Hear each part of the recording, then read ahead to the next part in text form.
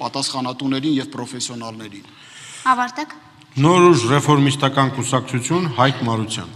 Շնորհակալ եմ, ողջունում եմ բոլորին, սիրելի ժողովուրդ, բարև ձեզ։ Իհարկե շատ կարևոր հարց է, բայց շատ ավելի կարևոր հարց է, որպեսզի մեր ժողովուրդը մասնակցի քաղաքական process-ներին։ Եվ դրա համար սիրելի ժողովուրդ, խնդրում եմ, հունիսի 7-ին անպայման գնացեք ընտրության եւ կատարեք ձեր ընտրությունը։ Ինչ վերաբերում է այս ֆորմատին դեբատների, անցած երկու դեբատները ցույց տվեցին, որ այս ֆորմատը էֆեկտիվ չէ եւ այն ի վերջո վերածվում է բենեֆիսի բալագանի էլեմենտներով։ Այնինչ ես համոզված եմ, որ այստեղ յուրաքանչյուր իրական ընդդիմադիր ուժի ներկայացուցիչ տետատետ բանավեճի ժամանակ վստահաբար կարող է, ինչպես ասեց Արթուր Օսիպյանը իր խոսքով, բմբլան անել իշխանության ներկայացուցիչներին։ Այնպես որ պարոն Փաշինյան, բարի երեկո, հրավիրում ձեզ տետատետ բանավեճի, կարող է լինել վաղը, ձեր ուզած ժամին, ձեր ուզած վայրում, օրինակ Պետրոսի հետ հացազրույց ունեք, դրա տեղը կարող ենք բանավիճել։ Այնպես որ կսպասեմ ձեր պատասխանին, շատ շնորհակալ եմ, լավ երեկո եմ ցանկանում բոլորին եւ մենք Պարոն Մարության կարամ ես որոշեմ իմ մոտ ինչ անել։ Շնորհակալություն։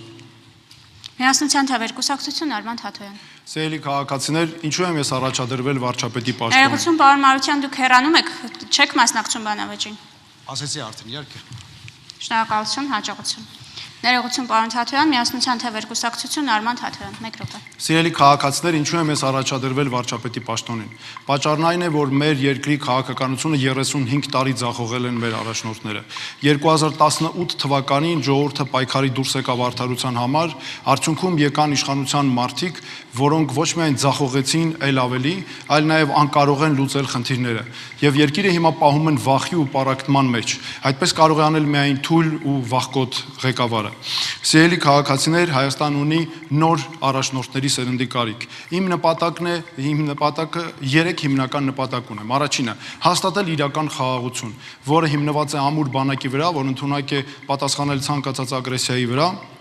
ստեղծել զարգացած տնտեսություն եւ արդար հասարակություն հիմնված օրենքի եւ իրավունքի վրա, որտեղ մարդը գերակա արժեքն է։ Մենք ունենք կարիք ունենալու Հայաստանի տեխնացուին, որպեսզի ոչ թե որոշումը կայացնի Բաքուն կամ Մոսկվան, Վաշինգտոնը կամ Բրյուսելը, այլ Հայաստանը։ Դուք երբեք չեք ամաչի նրա համար, որ ինձ ընտրել եք, եւ ես երբեք չեմ հրաժարվի իմ խոսքից։ Շնորհակալություն։ Մյուսը Բարգավաճ Հայաստանն է, բայց բացակայում է ազգային ժողովի